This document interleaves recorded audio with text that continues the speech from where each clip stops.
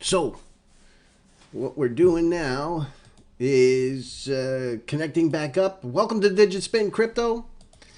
We should be live, and basically this show is episode 3 or show number 3 in the Digitspin setup. So basically, Richard Ells is going to be at the Electroneum Booth in a few minutes. Folks have placed all sorts of questions to him. Let's take a look at our stream health, make sure that we're doing okay. Stream health seems to be good. Viewer activity seems to be good. Let's make sure that this is transpiring. I'm going to double check a couple of quick things here because we're doing all this live and on the fly. And I want to make sure everything is working well. Let me reset this. And we'll get ourselves ready for Richard Ells to be live on the Electroneum floor booth. Here we go. Let's see if we can get some audio going. I'm not grabbing his audio for some reason. Oh, let's see. To get listed, so we'll get ourselves listed. I'm very sure. We've got questions at the side as well. Too much candy for Binance. Let's wait for a while. Okay, let's go here. Any plans to have a feature on ETN app to check PayPal wallet balances via a scanner? Ooh, okay. This one, I mean, crikey, I'm not sure who asked that question because I don't have the names. I only have that it's been posted by Jonathan on my team. But that's a great question, but one that fundamentally shows a slight misunderstanding of how private you need to keep those private keys. Okay, so the reason we've made the system like we have, we're a custodial wallet. The Electroneum app is a custodial wallet. You should never trust the majority of your cryptocurrency wealth to a custodial wallet. Now that sounds like a strange thing to say coming from a custodial wallet, doesn't it? But it's so true. How many times have you seen exchanges get hacked? They are custodial wallets. They hold the private keys. One of the beautiful things about cryptocurrency is the private key resides in the hands of the private key owner. And that gives you control. Now, what we've done is we've deliberately made it easy to move from your wallet from your custodial wallet, the ETN app, to a paper wallet that you can create. If you typed in Electroneum paper wallet, you'll find the link. Only ever use the link from the Electroneum site. But what effectively you can do is you can create a paper wallet. These things are a little bit mind-blowing for people. Cryptocurrency does not get stored in a database. It's stored on a blockchain. Blockchain works mathematically, so you get this weird thing, which is you can literally create a wallet that has never been exposed to the internet. So you could take a laptop, you could run that Electroneum paper wallet generator on a laptop that is not connected to the internet, has never been connected to the internet, and you can generate a pair of keys, or in fact, in our instance, 3 keys: the private key, the spend key, and the view key. So those keys they've never been on the internet, and yet, weirdly enough, if you take the public key, which is the ETN address, and you sent your ETN from the wallet to it, the blockchain knows what to do. It's just maths, but the blockchain doesn't know the private key exists. Now, this is where I get to answering the question. So that makes it very, very secure. So because that private key has never been on the internet, you cannot ever get hacked. Now, that doesn't mean you can't lose the private key, which would lose your ETN, but it means that the responsibility for looking after it becomes your own, and your security is paramount. Now, we've made it so the app can bring the funds from a paper wallet by, again, just scanning the QR codes.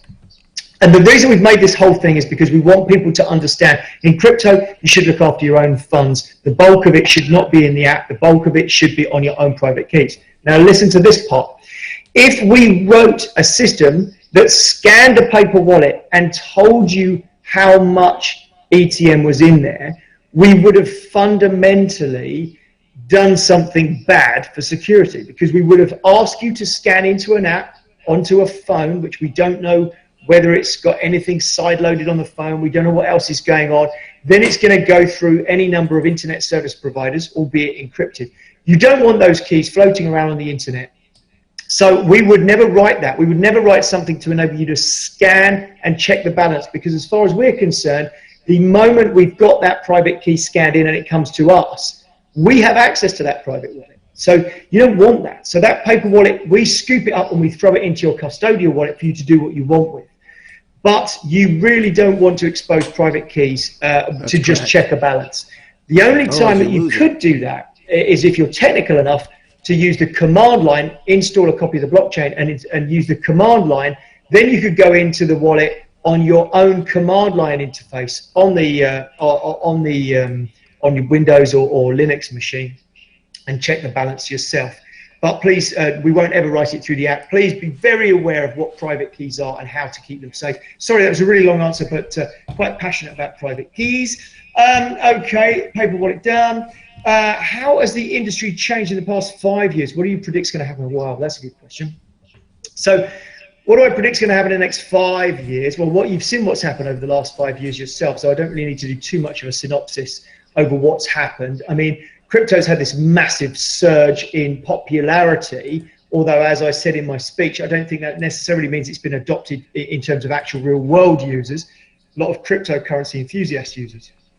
But where I see it going is exactly that. I see it going over the next 5 years into being used by real users who are actually on the ground, making use of it to do something, having a benefit, gaining something from it, other than just this pure speculation that is mostly what the crypto market is at the moment. Not that there's anything wrong with that, but there's so much more it can do. It's such a powerful thing. I think you're going to see a bit of a revolution, and as you've already known because you're here listening to me witter on, I'm very passionate about crypto adoption in the global south. I think the developing world is where you're going to see this be embraced, and not necessarily just Electroneum, other cryptos as well, but certainly Electroneum. So that's where I see that going. Are there any plans to make it possible to buy ETN via a credit card in the ETN app? Right. I think it would be very unlikely that you'd be able to buy with a credit card in the ETN app. We might be able to link to places that you can buy ETN, but we are literally a week away or something from our FCA application. All of our type of business in the UK are now going to be falling under the FCA's umbrella as of 2021. So we need to be under their regulatory umbrella, and so trying to mix crypto and being able to buy with a credit card in our app would need some sort of money changing license of some description. My lawyers did describe it to me, and I said, "Do we need one of those?" They said, "Well, look, it's probably worth applying for one, but let's get FCA done first." So not immediately. At some stage you might, but that does not stop you from being able to buy with a credit card. I believe there are already services out there you can buy ETN with a credit card if you search for them. What we might be able to do, and this is still up for a little bit of debate with the lawyers, is we might be able to link to those places in the app if they more explicitly than they are. That would help. Probably do list other places you can get ETN, but you can already get it. Whether the rates are any good is another thing. Have a look.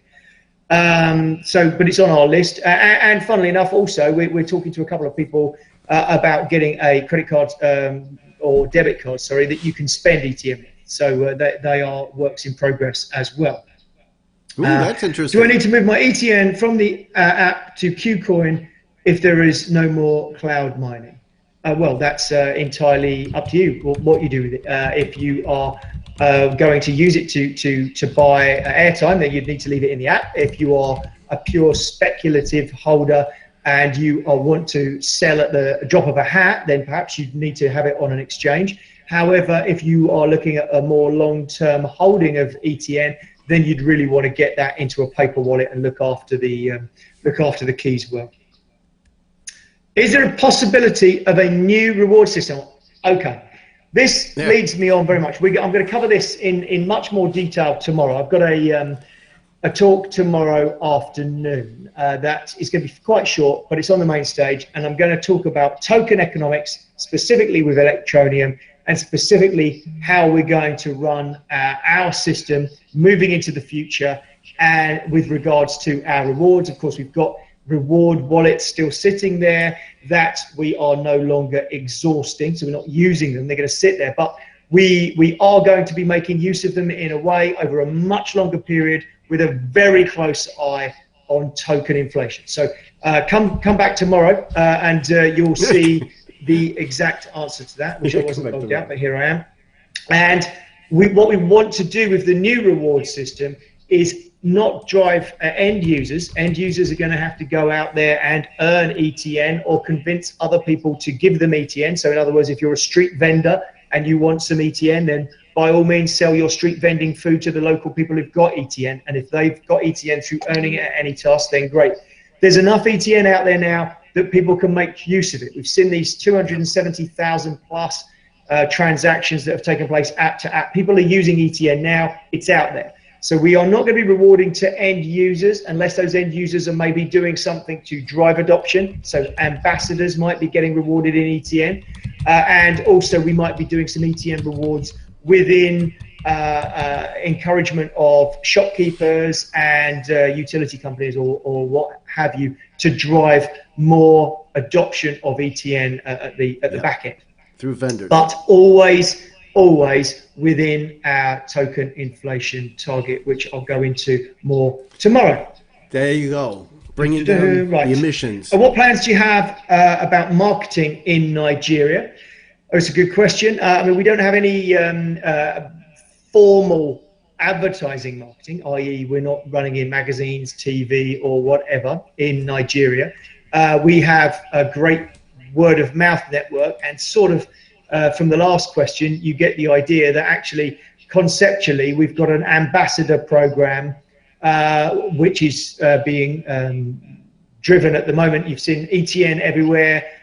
.com has just gone live. Not sure if you have. There's more to that site that has not gone live yet with regards to an ambassador program to get out on the ground, bring people in to understand Electroneum, and that's all part of an education drive, not just about Electroneum, about any task, about the ecosystem, about how it can help you have a second income stream. So our plans are very much on the ground rather than pure conventional advertising. Do you think stopping ETN rewards will give negative impact on mass adoption? Well, that's a good question, and it's again a question that probably gets covered a bit tomorrow. But you've got two things, and if you saw my keynote speech, there's this weird thing in the market. The market, which is speculative trading of cryptocurrency assets on exchanges, has this disparity, or they're not joined to adoption. We've had massive adoption. If I gave away 10 times the reward, we would get 10 times the adoption, but we would drive down the speculative side of the market. Now, I'm not allowed to talk about the speculative side of the market, and my lawyers will hit me with a stun gun or something if I start talking about it. However, it's important to understand that for a project to be a success, we need to be very aware of our own token economics, and the things that I can and cannot talk about in that I'm going to talk about tomorrow.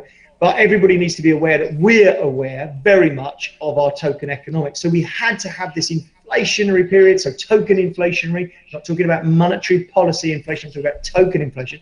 We had this token inflation period to gain a lot of users, and we had to do that. Now that's had some effects on the other side of the market. So you can't keep doing it. So we have to draw a line in the sand somewhere and say, okay, yes, we've now got a massive user base. And bear in mind, that gives us a top 5 cryptocurrency user base, maybe even higher than top 5. I mean, an amazing, amazing place to be. But now we also need to do what the other projects do. So we've caught up with them in terms of users, but remember, all they have, and I say all, but all they have is speculative cryptocurrency enthusiast users. What we have is real on the ground people users. This is actual adoption, actual benefits. which is what's getting us written about in the press. It's what's getting people excited. It's what's getting NGOs on board. It is ultimately what will get corporations on board. It's ultimately what will take this from being not just a speculative thing like a lot of these cryptos are, but a real world thing that actually gets used, makes people's lives better, and gets used. And you need both. We need both the market side and the adoption side to really make this work. So we've very much let go of the reward side specifically to get on top of our token inflation, which will then give us the ability to make these things merge in the middle and deliver amazing benefits for people. Right, so any plans on collaborating with Crypto.com? I'm terribly sorry, I don't have any information on that at all. I've not looked into it, and well, I suppose the answer is no, we don't have any plans. That doesn't mean that we wouldn't. I just don't know anything about the project at all. So I'm so sorry if I'm out of the loop on that. I'll look into it. Did Electroneum recently start buying back ETN off exchanges? No, we absolutely did not. In fact, we were probably further away from the markets than we've ever been, in that we had market makers who were trying to close a spread. They'd actually stopped work because we basically wanted to find out what would happen if we were not paying someone to market make and close a spread, and the market went crazy. Now, I think that it just happens that that's happened whilst we've been talking about our token inflation and talking about moving the project into phase 2. So I can assure you it is not us buying ETN back, 100%. Market makers help keep the coins Next going. question. Now I'm blind as well, which doesn't help. Now that the rewards have ended, have the NGO mining rewards been reduced as well? Okay. Well, and how many ETN are being mined per day? Right. So I haven't got the actual numbers, but I have got the inflation numbers. So bear in mind that when we went across to proof of responsibility from proof of work, at that point we dropped a mining reward. This is what. So remember one thing. So the NGOs. If we bring on another NGO and another NGO, it doesn't mean that the inflation goes up. It just like Bitcoin. If you start mining Bitcoin today, it doesn't suddenly mean Bitcoin's inflation rate goes up. If a massive Bitcoin mining farm goes online today, it doesn't mean Bitcoin's inflation goes up. You're all fighting to get the same block reward. And that's true of our NGOs. If I bring in 100 NGOs, then the division goes down. Everybody gets a tenth of what they're getting now. We've probably got 10 or 12, I guess. So they'd get a tenth of what they're getting now because there'd be 100 of them. So it works purely off the same number gets emitted and it gets split. So with that in mind, when we moved from proof of work to proof of responsibility, we dropped our block reward down by 75%, which is the equivalent of two halvings. But that took it down to 4.1% inflation. So that's under where Ethereum sits today, which is 4.49%. But we also had the block reward, the mobile mining, the cloud mining, whatever you want to call it, the ETN rewards going out. And that was running about 5%. So the two combined meant it was around 9% inflation per annum. So by switching the rewards off, we've immediately dropped down to 4.1%.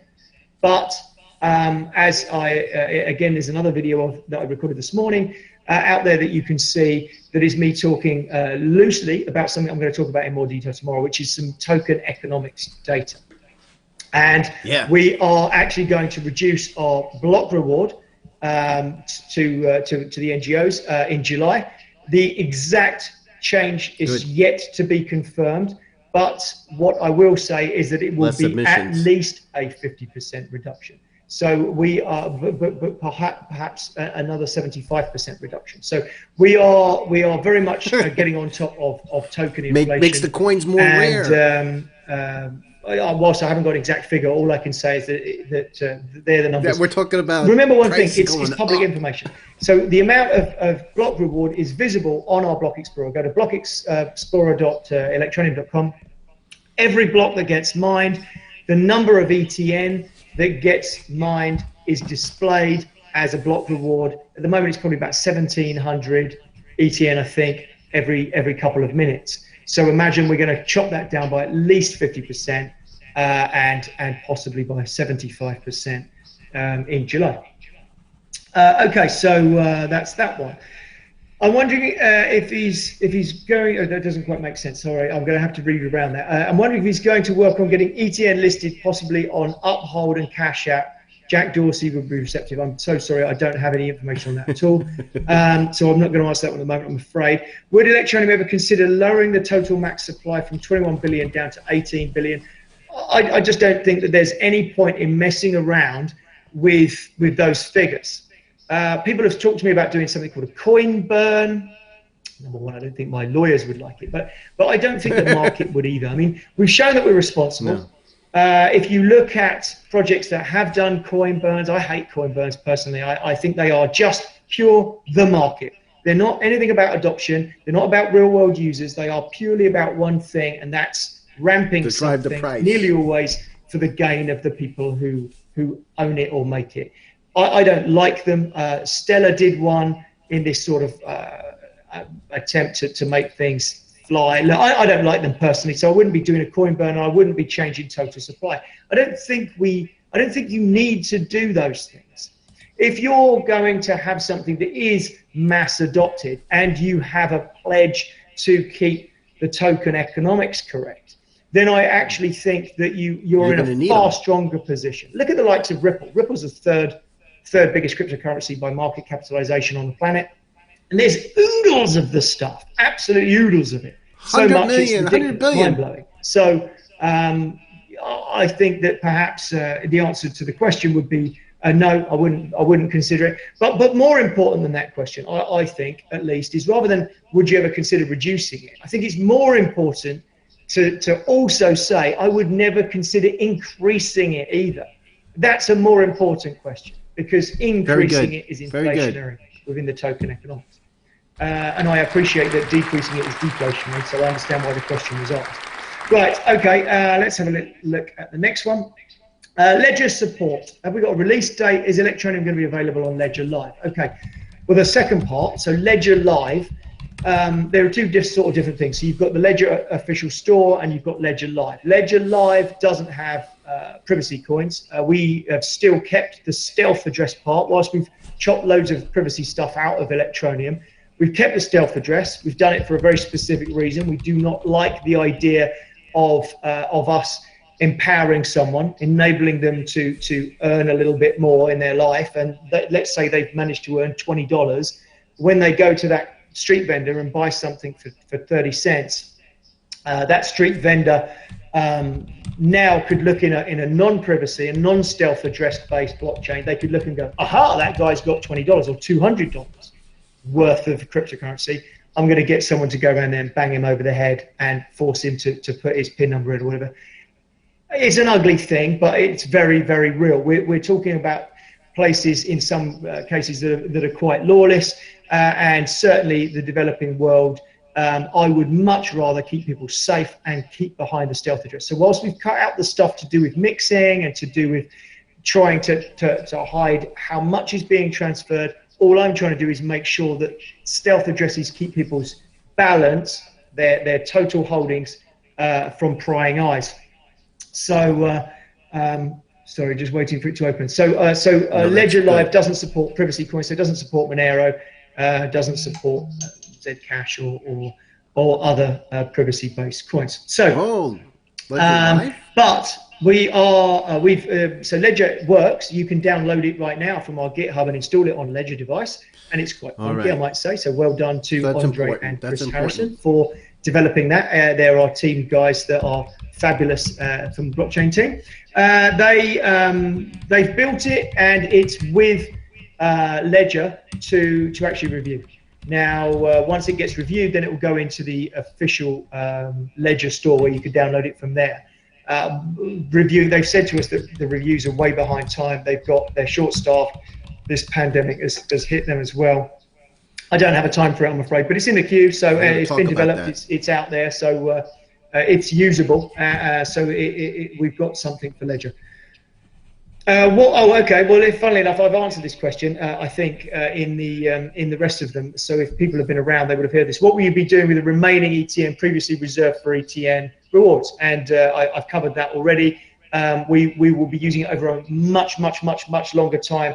keeping on top of token inflation and using it for ambassadorships to encourage local shops on, etc. By the way, somebody's just posted me, because I've been chatting, somebody just messaged to say that ETN Everywhere has had 1,000 vendors apply to be listed, saying they take ETN since we made that live. We sent out an email to everybody, and we've been on here. 1,000 plus people have said, I accept ETN, and they've sent us locations of their shops, their online stores, all sorts of things. So I don't know how many of those are going to pass approval. Everywhere explosion. As you know, people post this sort of stuff.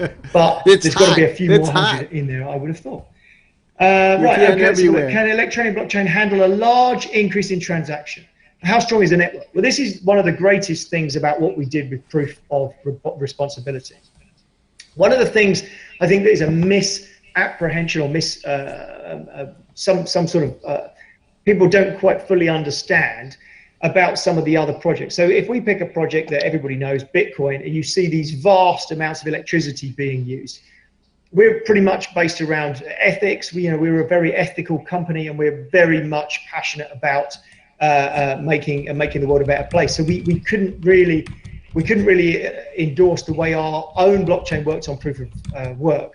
So we had 300,000 plus, that was the absolute minimum number that there was, of ASIC devices burning electricity when we were proof of work. We were the largest hashing power that has ever taken place on Kryptonite. So on the Kryptonite algorithm, which is used by Monero, we had massive hashing power because Monero had gone back to GPU. So we were on ASIC. So virtually every ASIC in the world was hitting Electroneum. So we had the world's largest hashing power for that algorithm. We were actually in communications with the guy who wrote the algorithm, and he said, it's never had hashing power like it. So it was a very interesting time. But from our point of view, we were burning all that. We weren't, but people were burning that electricity, and it didn't feel right. So we've moved across to proof of responsibility now.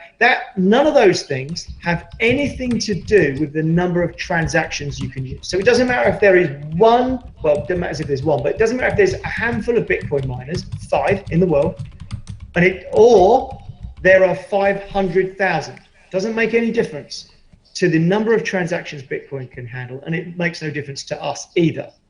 Now, Bitcoin's got a fixed amount of transactions it can have. We've got a scaling ability to add transactions. So the answer is that we're well placed for many years, and that is very much me tipping my hat to the team at Monero. Right at the very beginning, when I was looking at a project, everybody in cryptocurrency forks off from somebody else and makes use of underlying technology. So Litecoin was forked off from Bitcoin, Stellar is forked from Ripple, and we forked from Monero. And I always take my hat off to those guys. They've got some of the best coders. They are absolutely awesome. And they had written an algorithm that expands and contracts the block size to enable transaction sizes to go up and go back down without using up, so efficiently use space on the blockchain and to enable growth. And we've still got that. So yeah, like I said, I doff my cap to the Monero team and thank them greatly for everything that they still do to make Monero awesome. I still love Monero, by the way, so do take a look at their project too. So what do we think the crypto market will like most about the new ETN phase 2? Okay, well, I think that the thing that they're going to like most is us getting on top of token inflation. Now, like I say, I get into a dangerous area when I start talking about these things. My lawyers do not like me talking about anything to do with the market. I kind of understand why, so I try to avoid it. But that's what the markets will like best. Absolutely, but it's important. Let me just find another question. Tell us. Can Electroneum app include a staking option? Okay, well, we are, again, I mean, sometimes I just blurt these things out. We're working on a Byzantine fault tolerance network. Andre and Chris that I mentioned earlier are working on a new blockchain for Electroneum.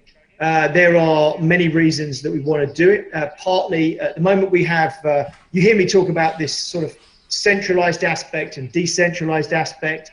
We have distribution would probably be in crypto terms, a better way of describing it. So you've got people around the world running validators. So if a meteorite struck Maidstone and wiped us all out, the blockchain would continue. And we even have a document on GitHub called the Meteor function, which enables the blockchain to survive us being wiped out in some strange event. So the idea is that you've still got the ability for it to survive, unlike a completely centralized system like a bank or someone else. You know, our blockchain is pervasive, it's around the world.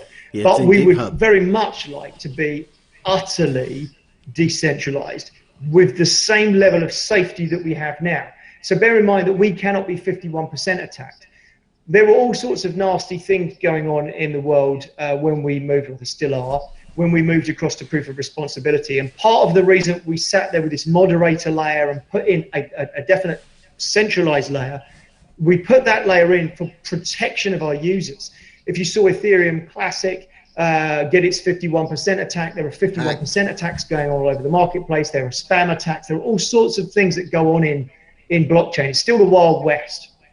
You can see my chimney behind me looks a little bit like a steam train chimney. That's the Wild West of crypto back there. So the Wild West of crypto is very much alive and well. And we created the blockchain that we have right now to protect our users. It's absolutely critical. They know that we have their best interest at heart. So the fact that we're running that moderator layer, I think, gives them a peace of mind rather than a worry. However, if we can achieve fully decentralized with the same level of protection, then I'm all for it. That means we can mine. You know, I'm a crypto guy. I'm a libertarian. I believe in cryptocurrencies, and I believe in the liberty of people. Cool. So if I can create this as a fully decentralized thing with the same level of safety, then I absolutely will. That means staking is one of those available to everybody again. We've got no confirmation of that yet. I've heard rumors about ETN to pay utility bills. Is that true? Yes, it is. I was rather hoping it'd be live for now, but it isn't. But it is. I've seen it, and it's looking really good. It's a number of countries in Africa. It's only a handful, but it's a start, is it not? And yes, you are going to pay your utility bills with ETN through the app. It makes any task way more attractive. That's exciting. If you imagine that what people are doing at the moment, they're being very entrepreneurial. So they're earning money through any task. And then what they're doing is they're topping up their family phones, friends' phones. They're topping up, and then they're taking some fiat from them. So they're effectively creating a fiat gateway through airtime. And if you go and have a look at our website and hit refresh, you'll see that we've just had the most enormous jump in airtime top-ups that we've ever seen. So you've obviously seen a price spike in ETN. If you heard my keynote speech talking about adoption and the fact that we have better insight than probably any other project in the world, and I really mean that. I mean any other project in the world. We probably have better insight because Bitcoin, there is no one sitting at the Bitcoin office monitoring what Bitcoin's used for. But there is people at our office. Ellen sits there and pulls out the data, right? So she is there. She knows what's going on. We know what sales are taking place. We know what instant payments are taking place. And that enables us to lead the business and work the business forward. But it also enables us to understand what the market's doing. We had 20,000 phone top-ups in a week. Now, bear in mind that 100,000 figure was from when we launched top up. I mean, I guess we launched the first pilot probably a year ago, and we've been growing into the 140 countries market at the beginning of this year. But the 100,000 was all time, and we've done 20,000 top ups this week, and that is because people have earned their ETN at 1/5 of a cent. ETN went up to 1 cent, so for every dollar they'd earned, they've got $5 worth of ETN. So these guys went, buy some airtime, buy some airtime. So they were getting $5 worth of airtime for what they had earned for $1. So they got very excited, and 20,000 people topped up. So it was a really exciting thing for us to see. And as I say, we've got these insights into the market. So it's a fascinating place to be. I think I may have forgotten the question. So utility bills, yeah, it's on the list. And when that comes along, instead of it being, $3, $5 top-ups, $1 top-up, very common. So instead of that, you'll be able to pay your $30 of utility, $50 of utility, which now makes it worth earning $50 of ETN, because Yep, if you earn $50, you've got an outlet for it. So we've got multiple countries. Once we show it working as well, this has happened elsewhere. Once you show it working and you can show these numbers, all of a sudden you get everybody else interested. Excuse me. Yep. So now, this is all good information Richard's sending out. Richard Ells, in your own word, what continues to be the greatest obstacle in the pursuit of adoption? Follow up, how can the community help? Well, again, we sort of covered this a little bit in terms of adoption. So the pursuit of adoption and the pursuit of the market are two different things. And from our point of view, adoption is real people really using ETN. So certainly people understanding what it is and being able to get involved is critical. There's still a gazillion people out there that don't know about Electroneum, haven't got it installed on their phone. But we now have, we've got these little hot houses of opportunity now. So through the work we've done now, we've analysed. So we've seen the Brazils and the Nigerias and the Ugandas and South Africas and the Cambodias. So we've got these places that are very much able to, we can build on them, because we know we've got enough community there exchanging and utilizing Electroneum. And once again, that goes back to how we can analyze it. We can actually tell where people are that are using it. So if we see, like Brazil, we had no idea. We did not make Brazil happen. Brazil happened through virality, and it happened organically, and then we jumped on it. So now we've got guys there in terms of building an ambassador base, trying to get shops and stores within the favelas to accept ETN. So that's taking place, but it happened the other way around. We didn't go and make it happen. It started to happen, and we jumped on it. So we're very aware of what's going on. How can you help?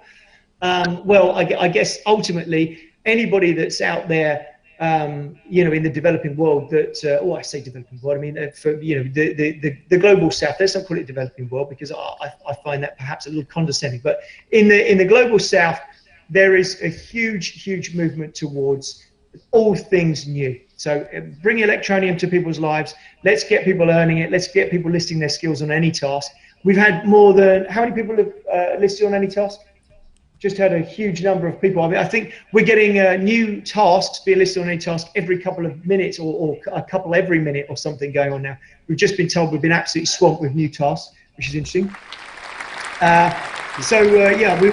Pursuit of adoption is just exactly what we are doing. We've got to get this ecosystem now out there and working. So we've got it out there. We've proved it works. We've proved that people can make a better life. So it's just a case of getting that message out, really. Exactly. Coinbase offers to pay its staff in Bitcoin. Would you pay your staff in ETN? Would any of them want to be paid in ETN? Well, I don't. I mean, for us to pay the staff in ETN, we would have to go to an exchange and buy the ETN, because we certainly couldn't use the reward ETN to pay our staff. So we'd have to go to an exchange and buy the ETN, but then they have to do things with it. And this is so critical. Coinbase paying their staff in Bitcoin. What do you actually think those Coinbase staff do? Because they can't go to Walmart and buy their shopping with Bitcoin. So they go and cash it in. Now, some of them might keep 10% of it or whatever to speculate, but we're not in the speculation game per se. We're in the trying to give people a better life. We're trying to give people the ability to earn something that has some value. So unlike most other, if not all other cryptocurrencies, we are trying to create something that does get spent. Now, we've already pointed out that we know that our users definitely hold on to it and spend ETN at opportune times based on market volatility. But if we were to pay all of our staff in ETN, so we'd go to the exchange, we'd buy ETN, bear in mind there's a cost to buying and selling, but you buy ETN, we sit that there, we're going to fire it out to our staff. Our staff need to go shopping. So they need, in England, we've got Tesco's, a big shop, or Sainsbury's. They're going to need to buy shopping. They're going to need to pay their mortgage. They're going to need to fill their car with fuel. None of those places take ETN. So they're going to go back to the exchange, at which point they're going to dump it onto the market, possibly not as selling it with the same level of finesse perhaps that it was bought, just saying. So that then goes onto the market. We would not do it. It doesn't make any sense whatsoever. And to be frank, Coinbase is paying in Bitcoin probably doesn't make any sense either. Let's be absolutely honest. What is the benefit to the end user, to the member of staff? What is the benefit of being paid in Bitcoin? Unless they're doing something I don't know. It's just I can't If see they the can benefit. spend it. Now, that's totally different to someone getting paid in ETN with any task. They haven't got PayPal. They haven't got Visa. They're getting paid in something. They're getting value from the global north to the global south. They're getting something they couldn't get before. And that value has a value because they can top up their airtime or their mum's airtime or brother's airtime or friend's airtime, and they can ask them, oh, can I have some fiat? So they've got the ability to get access to a new revenue stream that they didn't have before. So if none of my staff were getting paid at all, and then I said, well, actually, I'm going to buy some ETN on exchange and give it to you, and it's a bonus, that would be different. But it isn't. Suggesting that you can pay somebody in the global north in crypto at the moment, no, I don't think we're at that point yet. I appreciate that Coinbase are doing it, and fair play. You know, you're trying to make something happen, but I don't think we're quite ready for it personally. But there you go. Why proof of work over proof of stake? That doesn't make much sense as a question to us because we're not proof of work. We are. Well, show me a proof of stake that's working absolutely perfectly, and I'll give it to the blockchain guys. I know my blockchain guys have looked at lots of proof of stake for this Byzantine fault tolerance system, and they are still working on something of their own. So, but I think that question perhaps doesn't make much sense to us. That's good. Richard Ells, in your own words, what continues to be the greatest obstacle with users? Oh, sorry, I've done that one already. It's gone in twice. Will there be any new blockchain updates this year? If so, what is in it and when? Look, there's more on this tomorrow in tomorrow's chat, but there is a planned blockchain fork, tiny, not really a blockchain update in my opinion, but people might, again, there may be a misconstruence between what a blockchain update is and a fork. So we are doing a planned fork, but that fork is to reduce the block reward in line with what I said earlier. It is not a change to the fundamental way that our blockchain operates. I don't think we have any change of the way our blockchain operates going on for the rest of the year. Whatever we're doing with regards to fully decentralizing, Byzantine fault tolerance, those things are going to take time and not something to be rushed into, although they are being developed. And what I should get them to do, I'm not too sure if they can publish them all, but I can certainly get someone to have a quick scan over. You should see the work that the guys have done in terms of designing this thing. It's not just sitting in someone's head. This thing has been built out in terms of how it works, how the flow is going to work, the mathematics of it. The engineering is really exciting to see. So I'll see if we can publish it, but I'm not 100% sure we can. Does the team foresee a high value in ETN being an issue for the unbanked person to use or obtain? No. It doesn't make any difference as long as there is value. So this is a very difficult question to answer because I can feel the spirit of my lawyers around me with their cattle prods getting ready to zap me. So I can't answer specifically about the price of ETN except for one thing, right? The AnyTask system, remember, works in fiat. So somebody buys with a credit card. So they pay $10 US or $3 US or whatever it may be for a task. And then that, by the magic of an OTC desk relationship, gets converted into ETN at the going rate. And then that gets held in escrow. And then if they do a great job, it gets released to them. If they do a bad job, it doesn't get released to them. It gets returned and we give them a refund. And actually it sits in a stock pool. And I made it sound really easy. It's actually very complicated. But fundamentally, if one ETN, and this is not me speculating on price, this is just a mathematical way that things work. If one ETN is worth 1 cent, or if one ETN is worth 100 cents, it makes no difference to the maths of how Electroneum works. $10 worth of ETN gets sent to the person at the other end, so they've earned $10 worth of ETN.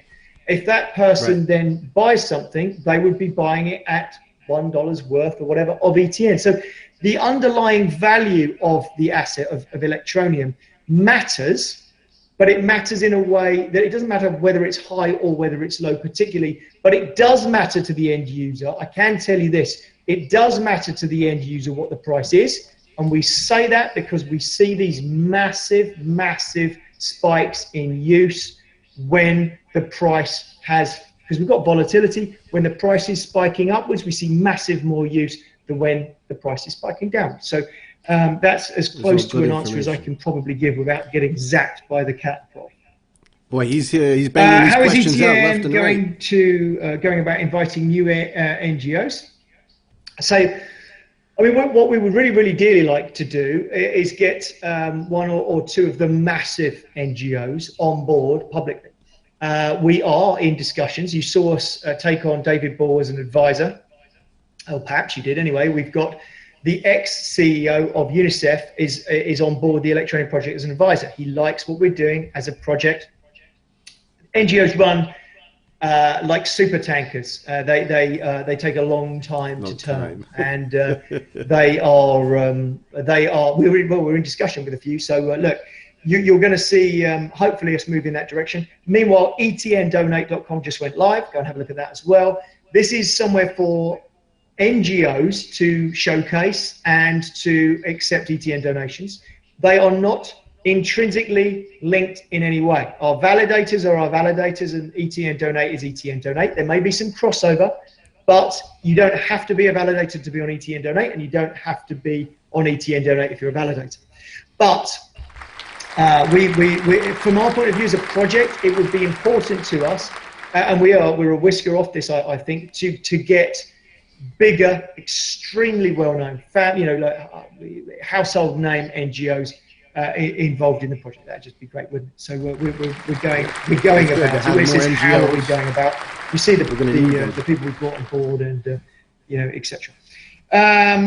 Richard, you and the ETN coin have been hated pretty badly. How do you prevent all that negativity from psyching you out? Well, it's a good question. I mean, it does get to me sometimes, right? I still get called scammer and you're this and you're that.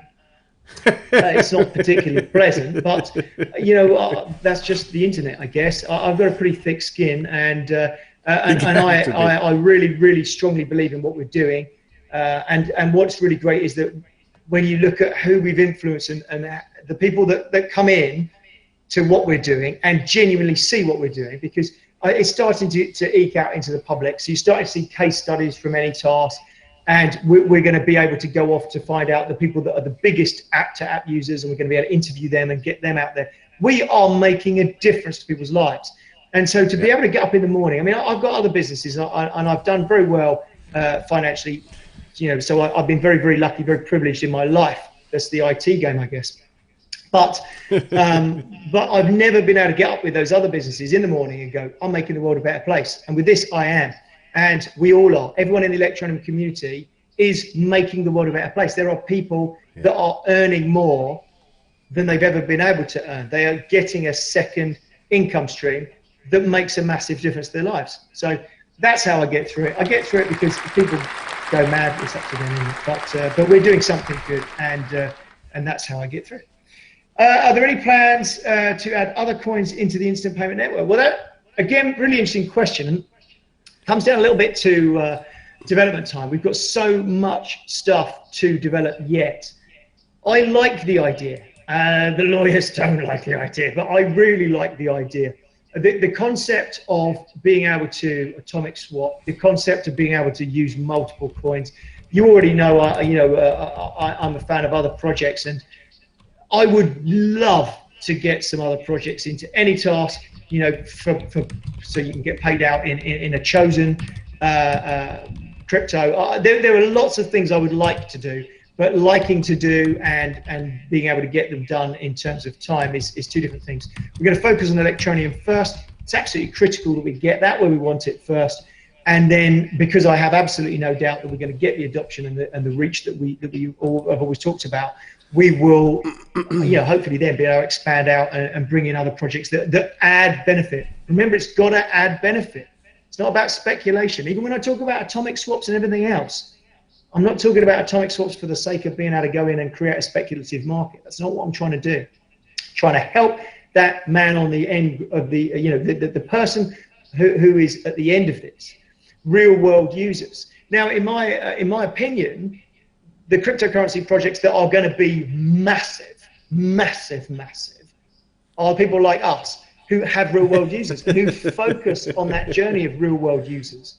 I understand at the moment, you know, we are not this giant, massive. We're wherever we are, position 70 or something in coin market cap. Do I think that's a fair position based on what the project's done? Or maybe not. But the world isn't fair. But the world is starting to come around to what we are doing, and the fact that, can you really have projects that do nothing, that deliver nothing? Are they actually going to succeed long term? Clearly they're not. Yeah. So surely the obverse of that is that if you have a project that does deliver regularly, always, constantly delivering, real world first all the time, surely that's going to be a success. So we focus on delivering successful projects. Right, so yeah, I'd like to put more in. Let's have a look. Where ETN will start to interact more with the crypto community. How do you see this happen? Well, I'm not too sure that I'm not too sure exactly how that's going to happen. I know the team at the office have got a plan to interact more on social and make sure that we're out there as team members, getting involved in what's being said out in the market. So that's probably a question based on that coming out. And it's happening. It's all starting to happen now, along with ads in the crypto community as well. So we've got, I don't know, 30, 40 of the bigger sites that people regularly visit in the crypto community that we're going to be running ads in to remind people about the Electroneum project, and sometimes introduce people to the Electroneum project. So let's make sure that gets going. A rumor, patent plans were dropped because it was determined there was no underlying technology and a notification cannot be patented. Is that true? Well, I don't have the exact details of why it hasn't happened. I genuinely don't. That's the first time I've ever read that sentence before. But I do know that the patent has not been approved, that's for sure. Otherwise, somebody would have come into my office jumping and waving and hollering. So look, the patent was always us trying to approve a technology. The UK Patent Office doesn't like processed patents anyway, but we had to give it a try. Certainly, as far as I know, that patent application is still protected and is still an ongoing pursuit. So I don't think it has absolutely been turned down. But if it has, you know, and that's just happened, it is what it is. We pursued that patent because it would be crazy not to pursue something if there was a chance of getting it for the project. But does the project need the patent? The project does not need the patent. It just would have been nice if we could have got it. It won't make any fundamental difference to how we operate the business and the success of the business. It won't make any difference at all. But it would have been nice if we got it. Right, let's get rid of that one. What is the point of the M1, M2 if there are no ETN rewards to it? Okay. So there's another use of the ETN reward. So one of the things that I said earlier was we're going to keep ETN rewards within, so that any new version, so the shops or whatever we're doing, or the ambassadors within that token inflation model, we're going to make sure we keep it in there. But we know the details of all the M1 phones, M2 phones. We know what they are. We can still reward phone users. Now, this is the reward system for them won't be the same as the reward system that's been going out, but we can reward them, and because they are still low numbers, thousands, not tens of thousands, we are able to do it and still get, because remember, each one of those guys is a walking advert all the time. We know that phone is using, so it's not just the user on another phone. We actually know if that phone is in use. And if that phone is in use, we should be rewarding them because they are a walking advert for Electroneum. So those rewards will be continuing for users of the Electroneum phone in a smaller way, scaled down way, and remember, always within that token economic system. With the recent loss of Chris Gorman, we haven't lost Chris Gorman. We know where he is. He's not down the back of the sofa. He's stepped down. He's been very, very, very, very poorly with COVID-19.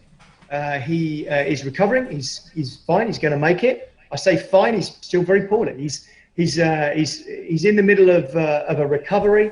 I think, you know, as probably all of us do with a well, touch wood.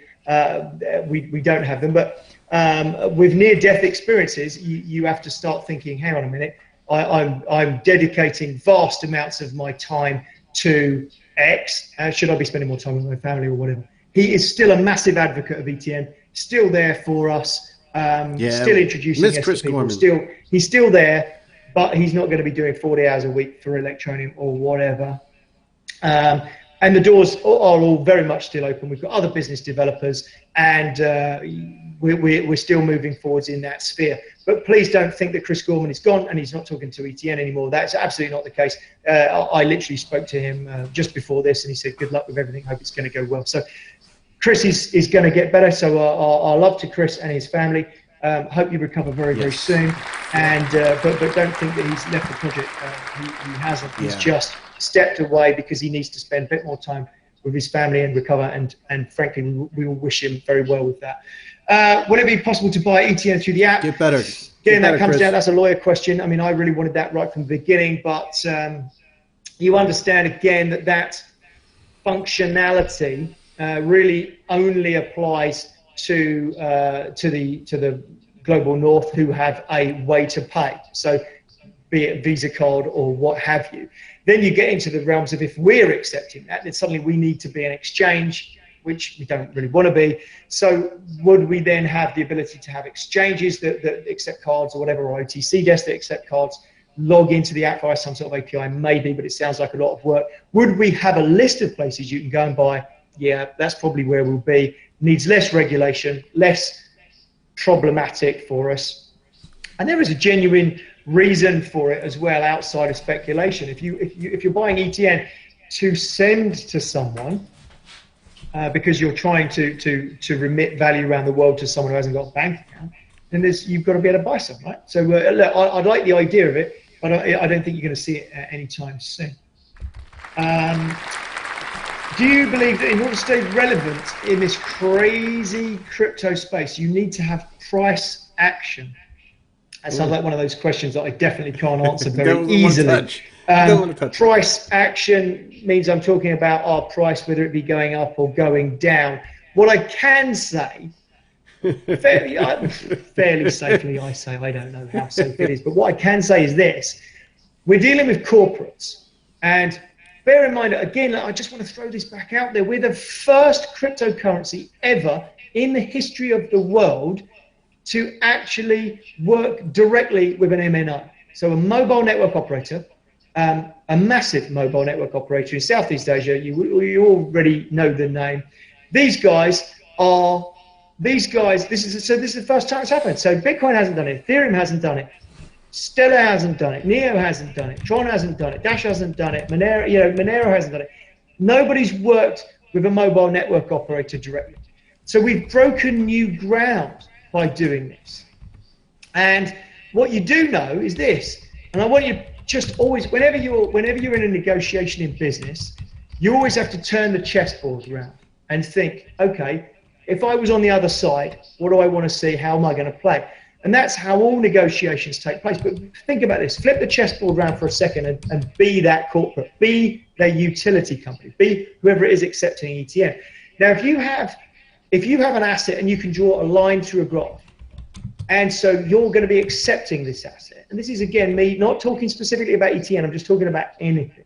So if you can draw a line through it and you can make a prediction about the future, do you want to accept that asset if the graph tells you something that you don't want to hear? Or are you more likely to accept the asset if the graph tells you something that you do want to hear? Like I say, I'm skirting around the point here because, like I say, as soon as I talk about price, I'll get whacked on the head with a lawyer stick. But you get the idea. Look, it makes a difference to the market. Volumes make a difference to the market. Price, of course, makes a difference to the market. Again, I'm not talking about ETN's price. I'm just talking about price. People care about that, so therefore it matters. We can't talk about it. We can't influence it. We don't influence it. We certainly don't do things specifically based on that. So because we want to be within that regulatory scope. It's important to us because we're a project that needs longevity. We need to be regulated, blah, blah, blah, blah, blah. So, but we definitely need volumes because you imagine you've got an airtime operator, takes $10,000 of ETN, of Bitcoin, doesn't matter what it is. You can take $10,000 of Bitcoin. You know you can drop $10,000 of Bitcoin into the Bitcoin market, cash it for US dollars or for euros or for pounds, whatever it is, won't have an effect fundamentally on the price of Bitcoin, $10,000, and the volume is there that you can just absorb that order back. It's done. Now, we have days now where that is true of ETN. We're in them at the moment, but once that got to $100,000, because you've got so much use, ETN definitely, you'd move the market, I suspect. And as such, we do need to grow the market side of Electroneum to make sure that there's enough. I say we move it. The market needs to be participating for that set of circumstances to work. So corporates can only cash out if there is a market. It's sort of fundamentally obvious, I guess. So we do care about that stuff, but I just can't talk about that stuff. So it's a strange question. I shouldn't probably have answered it if it was clear. Right, Ledger. Does the fact that you've submitted the application to them guarantee they'll accept it, or can it be rejected?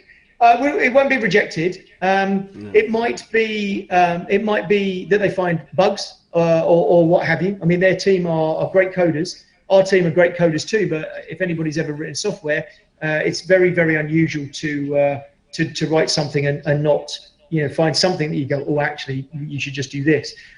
Our guys worked on it for months and months and months. And we're very, very confident that what we've submitted is fully functional, and it's out on GitHub. People are installing it, people are using it. We don't have any reported bugs. So I would like to think that the software that we have submitted gets reviewed, approved, and into the official store. But if it comes back and they say, look, it doesn't do this, it doesn't do that, it just needs fixing and sending back. So it's not a case that it won't get into the official store for any reason now. They would have just told us, because they don't want it in their queue if there's a chance it wouldn't get in. They want it in there as well. They want to be inclusive in the crypto community. They're great guys at Ledger. I was one of their first customers ever. They should Google. I actually did say when we were talking to Ledger, I said, you need to Google your shopping list, a sales list. I was one of your very first customers. Can we, as a non-profit organization in Canada, purchase M1, M2 and include them in our worldwide launch into 18 countries? Well, I don't know who that is, but I don't know how that question arrived with me. But yes, let's talk. Let's talk later. I don't know who posted that question. Jonathan posted it to me. So Jonathan, find me the details of that, and let's find out who they are, and we'll make that happen. Is there any plan or possibility to burn some ETN? There's the. I wondered when that question would come up. I answered it earlier anyway. I did already mention this. Coin burns, I hate them. They are, well, number one is I've seen coin burns take place. I've been in crypto long enough to have seen coin burns that there are no way that they even are coin burns. Everything in crypto is the Wild West. So just because they say a coin burn's taken place and they show you a Linux script running, and doesn't mean that the coin burn's necessarily taking place. Now on a blockchain that's public, you might be able to say, keep an eye on the address. There it is. You will see that the outputs never get shifted. Okay, well, that would be a way to say that the coin burn has taken place, or probably taken place. So, because the idea is you destroy the private key. So you'd move coins to a network address, blockchain address, and then destroy the private key. And the idea is that that's now locked up. It's literally done for one reason and one reason alone. It is a price pump. There is no other reason to coin burn. It doesn't help the blockchain in any way. It doesn't make anything more efficient. It doesn't benefit the users of the blockchain. It benefits speculators potentially, but most of the time, it's only done for the coin owners, the people who've developed it. Nearly always, coin burns are just for those guys to cash some out. I hate them personally. And certainly, like I say, I've seen a few that haven't taken place. But do remember, stealth addresses, we've got stealth addresses. You wouldn't even know if we've done a coin burn. We might say we've done it and not have done it. And I'm not saying that we would ever do that, of course, but you get the idea. There's just no point in it. What I would rather see from outside, and I hope that you're the same, we are ethical, and you've seen that every time we've sat here and promised something, we've gone off and we've delivered it. Sometimes it's late, probably my fault, because I do have a tendency to blab things out. But we always, always, always deliver. And so when I'm saying to you that we have a token economics, token inflation target, will deliver it, and we will maintain it. Now, if we've got rewards, but we can't possibly use them because our token inflation target is already at its maximum, we won't use them. So they're as good as burned. They are sitting unused. But the difference is, in 10 years, when our project will still be around, and those other stupid projects, sorry everybody, those other stupid projects that have done these silly gimmicky coin burns, they'll have to think of a new way to get some more coins to promote their project. Whereas we will have it, we'll have got a pledge to keep a steady token inflation system. So look, we won't be doing a coin burn, as you probably got from my fairly passionate reply. But I don't think that that's anything that the market should worry about. We should be happier that we are working in a clever way to maximize the benefit of the underlying project, so that we are one of the top few cryptocurrency projects in the world. And I mean that in every sense of the word. We should be one of the top cryptocurrency projects in the world, because we've got real users actually using the damn thing. So, the rest of it we'll wait and see. Okay, future NGOs nominated and voted for by the community. Rather like the idea. My only problem is with these things, and this comes into a slightly sort of into staking a little bit, or certainly into how we do it. Remember that we use those stealth addresses for a good reason, because we want to protect people's wallets. But it also becomes slightly tricky in regards to staking, in regards to how the system of voting will work. The voting system must be done in a way that it can't be rigged, it can't be fixed, it can't be botted. So I really like the idea of voting new NGOs in. But if I'm absolutely frank, at the moment, if you're a reasonable sized NGO, in a vocational NGO, see, there are lots of NGOs that are doing things that aren't necessarily aligned to what we're doing. So there are tons and tons of health NGOs, and they're wonderful people doing wonderful work. But we are very much trying to align with vocational NGOs that are trying to provide training and education to people. Because of course, if we can provide training and education to people and upskill them, get them into any task and get them earning a supplementary income, then we have new hotspots, new users of Electroneum. And what do users make? Prizes. Okay. So let's go down here. With so much hush hush, why give details of a Binance listing well in advance while it's still in the works? But we haven't. We haven't said we are getting a Binance listing. I've just said we're pursuing it.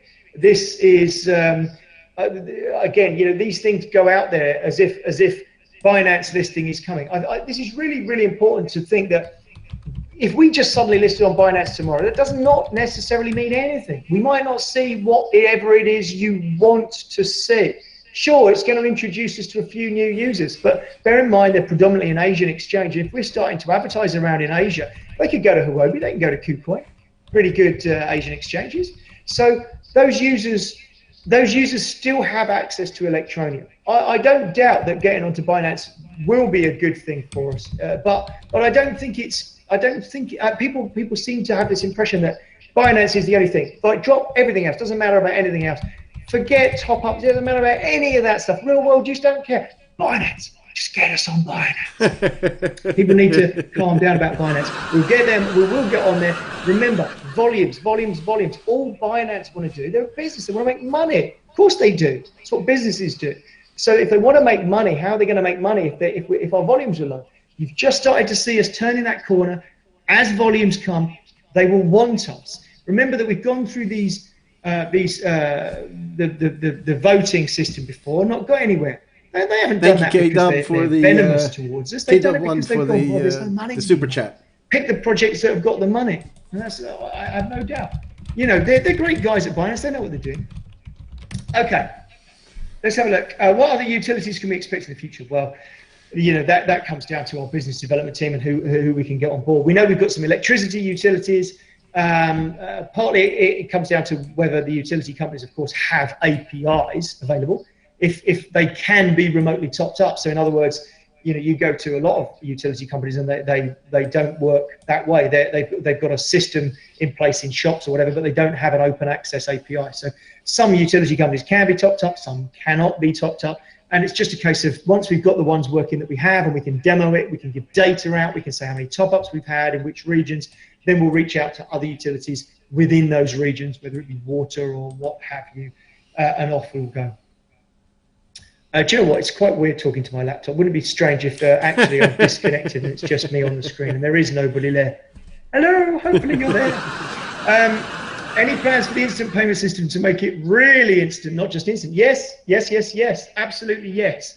Now, at the moment, the instant payment system is fit for purpose. So what I mean by that is we know it works, and it works really well. So a street vendor, I keep using that example, but a street vendor can sell the food on a stick to someone who walks past and goes bloop, and they go bloop, and you walk away.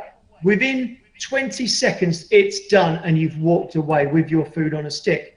Now that's good enough because that is just exactly like when you use your contactless Visa card or your Apple Pay. That vendor might be Marks and Spencer's instead of a street vendor, but that vendor does not get your actual fiat money for at least 24 hours and probably as long as 72 hours. So that is the Visa MasterCard system.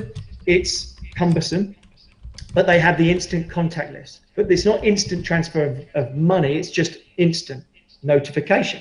So that's what we've built, and it works really well. Now remember that street vendor probably can spend that ETN within about 40 minutes. So much, much, much better, orders of magnitude better than Visa and MasterCard. So that's an important thing to think of, isn't it? Electroneum, orders of magnitude better for a street vendor than Visa or MasterCard. Orders of magnitude better for a street vendor in terms of cost and in terms of the speed they get delivery. The street vendor paid how much percentage of their ETN to Electroneum Limited? Nothing. The person who made the purchase had to pay a fraction of one ETN for the service, and it's virtually free. So absolutely extraordinarily useful tool, exactly like it is right now. But that being said, once again, I keep doffing my cap to these guys today, but the Monero team, again, I have to keep handing this to these guys because I liked Monero way back before Electroneum was even called Electroneum. I was just mulling around the idea of building one of these things. But the Electroneum fork from Monero was based upon the fact that the Monero coders are absolutely awesome at what they do. And they have built a system called subaddresses, which now exists in the Electroneum system. And so I have to make sure I give credit where credit is due. We did not write this system. The Monero people wrote the system, but it works for Electroneum. And the subaddress system would enable us, once it gets built into our wallet system, which is no small job because the wallet system is quite complex and the instant payment system is quite complex. But once we build it into that system, which is ongoing, then you will have somebody pays, they'll get the instant notification just the same, but within seconds or a couple of minutes, you'll be able to spend. So it still might not be absolutely instantaneous ability to spend because you'll still need to refresh, but you know, much, much, much faster. So long answer to a short question. Was the big announcement already made? Just as a matter of interest, I'm not sure where the idea that there was a big announcement coming, but I do believe that shutting off the reward system is a pretty gargantuan announcement as it happens. Huge change. We couldn't announce it in advance and wind it down because we have problems with botters and all sorts of things, and we just thought it was easier just to say it's come to an end, guys. All the people that have got a pending balance in the reward system that are eligible for something, so even if it's 17 ETN out of the 100, we'll still pay it out. That'll all be done by the end of the month. So we had to shut it off, and that is a pretty big thing. And like I say, the biggest thing in that, if someone wants to say what is the big announcement, is about the token inflation rate and how we're getting on top of that. That is the biggest thing. And of course, ETN everywhere. So bear this in mind. I think this is important to say. Go out and have a look at, let's say, again, please don't think I'm speaking disparagingly of these guys. I love these guys as well. Dash, Another favorite of mine, like Dash. Look at them, 700 million, 800 million market cap, not sure where they are today. Go and have a look at ETN everywhere. Have a look at what we've got. Have a look at what we've got going on. Dash, I love you guys, but we have more real world usage than Dash. So yes, there's a disparity here between us. Now, that's not to say, like I said, please don't think I'm just speaking disparagingly of Dash. I absolutely am not. I love the Dash project. So, and I love what they're trying to do. So this is. I don't want you to get the wrong idea about that. But what I am saying is that we are not seen the same way that Dash is seen, but we're delivering things. So we are also announcing that we are getting out there with a campaign to talk about Electroneum, because people are missing our project. They don't understand what we've delivered. So there are loads of people out there that know Dash. Exactly what I've been saying. If they have heard of Electroneum, they don't realize that we've got more real world use than virtually everybody else. There you go. Find me a cryptocurrency that's done 20,000, well, I was going to say mobile airtime top-ups, but find me a cryptocurrency that's done 20,000 real-world transactions this week, and you will find Ethereum and Bitcoin. And that's it. Ripple. Who else we got? Monero, maybe. There's a handful, but 20,000 transactions, real-world transactions. I'm not talking about speculative in an exchange. I'm not talking about that. I'm talking about real-world, people-to-people, actually utility, real-world utility. Massive, massive, massive use. Okay, exactly. So sorry about that. If you wanted a bigger announcement, like when Moon, I don't have the answer for that one. Crypto market, how will you exactly market to them? Well, exactly is a slightly more detailed answer, but what we have got is we've got, I think the last time I looked at it, maybe a few more than this now, but we had about 37 major interlapping websites like the coin market caps and those types of places that crypto community visit, where we have some banners that are being and have been designed to go out onto those platforms to re-engage people in going, Electroneum, what exactly, who were they? And then we can be driven through into the site, and we'll be analyzing where they take on a site, what we do, etc. So that's what we're going to be doing. Will you open the US in the future? Would you have any issues regarding the SEC? Well, every cryptocurrency that's out there is under the scrutiny of the SEC, right? So even Ethereum has not got a clean bill of health from the SEC. SEC has said it's probably not a security.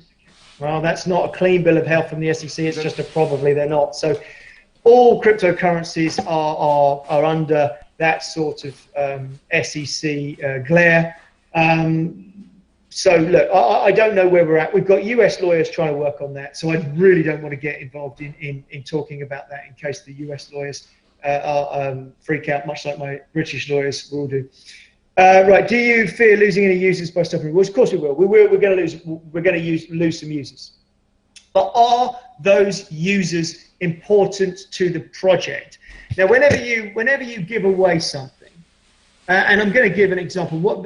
Everybody in soap powder has given away free samples. So if you gave away to 1,000 households a free box of washing powder to clean your clothes, I guarantee that they will be used.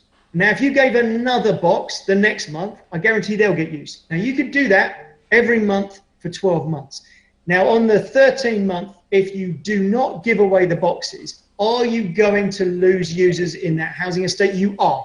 There's going to be a drop-off. But the ones that go out and obtain the shopping powder, the washing powder, because they love it, they are the ones that are important to the business. So we are going to lose the people that really couldn't give a monkeys about Electroneum. All they want is a bit of free. And we've already seen them, by the way. We're getting loads of one-star reviews in the App Store. I want my free Electroneum. Well, sorry. I genuinely mean it. I wish we could give everybody on the planet a living wage so that nobody had to work and we all live in this utopian dream. But unfortunately, you have to work for utility. You have to work for something. So it all starts off with a man with a pickaxe digging something up from the ground. That gets worked on by somebody else to make it into a product. So we take our minerals and make it into a product. Somebody else pumps oil out of the ground to run the machine, somebody else builds the machines. This is industry, this is the economy. So you can't give something away forever. You can introduce people to it. So will we lose users? Yes. Are those users important to the project? No, not if they give up so easily that they can't be bothered to still be involved. If all they wanted was some free ETN, then sure, it's a shame if they're going to walk away from the project for that. But it's not critical to the project that they remain.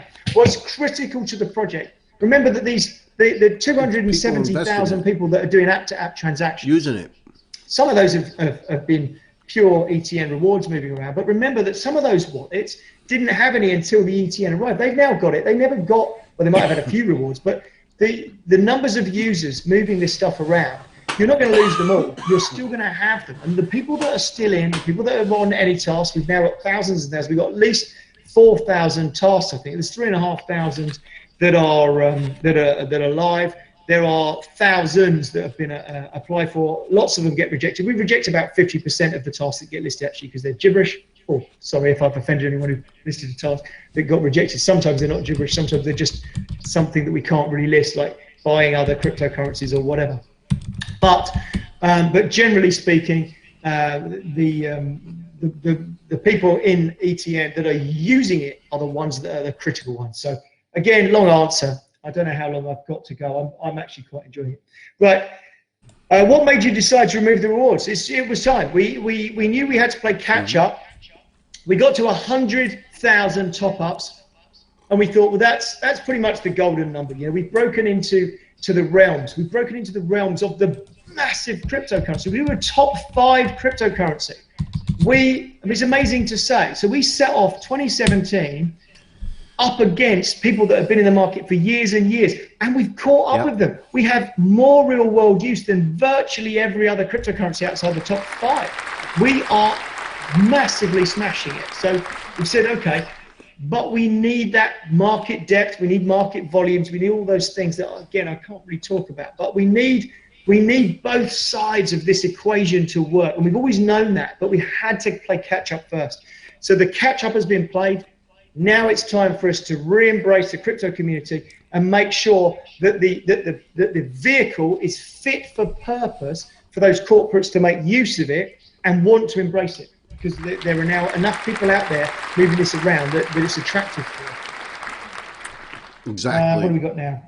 It's got to be used. Would it be possible to list gigs more locally at any task? Okay. For example, rent your spare room or apartment. So it's effectively, they're talking about localizing it. Well, when we first started writing it, we did think about going down that route of having locality. But remember, we're a global project. So the difficulty you have is when you first list those sorts of things, you're actually listening to an empty audience. So you say, I want to walk, well, here you go. I live in Maidstone in Kent, just outside London. And if I said, I'll walk your dog for you around here, we've now not only got to find you a buyer somewhere in the world, but we've got to find you a buyer that's geographically within a few minutes drive of you to drop the dog off or pick the dog up. So I love the idea of doing it. And again, this will more come probably from the hotspots I was talking about, where we've got the favelas, or we've got Cambodia, or we've got Uganda, or whatever, where we've got hotspots of activity. And perhaps we can do something around there. I'm not saying we will do just yet, but it's certainly been on our radar. But what you've got to remember at the moment is, if you sell a digital task, you go on there, you list a digital task. All I have to do is find a buyer of video editing, or a buyer of voiceovers, or a buyer of whatever it is, hand drawings, or a buyer of whatever digital task you do. If I can find a buyer, whether they be in Australia or Russia or the United States, doesn't matter where that buyer is, they can buy from you. So at the moment, it's about plucking the low-lying fruit, to use a fairly well-worn analogy. We have to go where it's easiest to start with, and then we can reach out into those other places later on to embrace more. But at the moment, it's easier to do what we're doing, and we've got a really exciting change coming to that as well.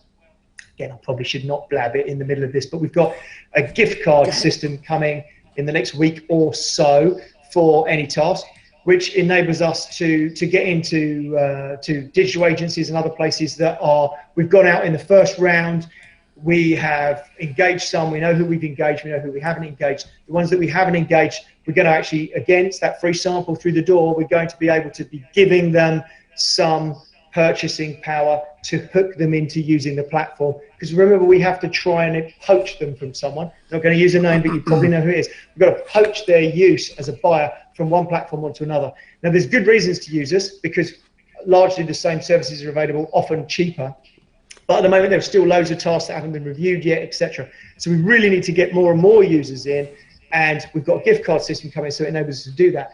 Don't worry, the fiat is going to be coming out and buying ETN of the open market. So you're not going to be seeing, when we're paying out this ETN, you've got to understand this is fiat based, so we are not using ETN rewards to pay out any tasks. That really is important for the market to understand that, and that I understand the distinction between that. So if we have $50,000 marketing budget for any task, for instance, just to pluck a figure out of the air, if we have $50,000 marketing budget, I could give that to Facebook, or I could give it to Google, and we can drive in some buyers. Or alternatively, I've got huge lists of digital agencies that I've worked with in the past. Sorry, somebody's telling me, I don't know what that means. I think it means please stop talking now. But so I can reach out to agencies and give them a gift card. That gift card will have come from our marketing budget, not from ETN rewards, and that then enables us to drive that project forwards with far more buyers than we have now. And again, it's a try before you buy from their perspective. But the only difference from a fundamental on my spreadsheet is the marketing budget has still been spent, but whether it's been spent on Facebook or whether it's been spent directly to the end user makes no difference to the marketing budget, if you see what I mean. So people have been saying, "Don't, well, you're not supposed to be talking about that. This is how I roll. You always know I can't help myself." So there's lots coming for that. You're there's watching Richard Ells live at ANON2020. Right, interesting to hear you say not to store the majority of your ETN on the mobile app. When will you officially support Andre Patter's thought of the Monero wallet? Oh, okay. That's a more technical question. The answer is there's a GUI version of the Monero wallet. So in other words, Andre has taken the GUI wallet, so graphical user interface wallet, and turned it into something that works for Electroneum. He's done a great job. Earlier, to be honest, I just forgot about the fact that it exists. If you want to work on the command line or on the blockchain directly, you can use that wallet. You can certainly use that. You can use the command line wallet. You can use either of them. It's not that I don't want to officially support it. I don't want to confuse people. At the moment, we've given people the functionality to store their funds in a paper wallet with 100% protection from hacking. I get misquoted in the press for this sometimes, because I say 100% you can guarantee that your ETN cannot be hacked ever if you store it in a paper wallet. The only way it can be hacked is if somebody steals your paper wallet. But people then misconstrue that and they say, oh, Rich is going mad. He says that he can't be hacked. No, I'm not saying that our wallet can't be hacked. Any system can be hacked. The NSA's been hacked. CIA's been hacked. NASA's been hacked. People get hacked. Big exchanges have been hacked. Binance has been hacked, and Cryptopia has been hacked. You know, things get hacked.